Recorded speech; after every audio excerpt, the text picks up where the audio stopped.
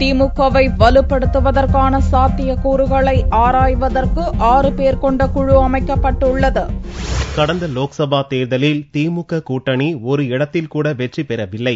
இதற்காக அக்கட்சியின் உயர்நிலைக் குழு விவாதித்து கட்சியை பலப்படுத்த குழு அமைக்க தீர்மானம் நிறைவேற்றப்பட்டது. மேலும் வேட்பாளர்கள், பொறுப்பாளர்கள் அறிக்கை தரவும் உத்தரவிடப்பட்டது. இதைத் தொடர்ந்து கட்சித் தலைவர் கருணாநிதி தன் பிறந்தநாள் விழாவில் பேசிய போது விரைவில் கட்சி நிர்வாகிகள் மாற்றப்பட உள்ளதாக தெரிவித்திருந்தார்.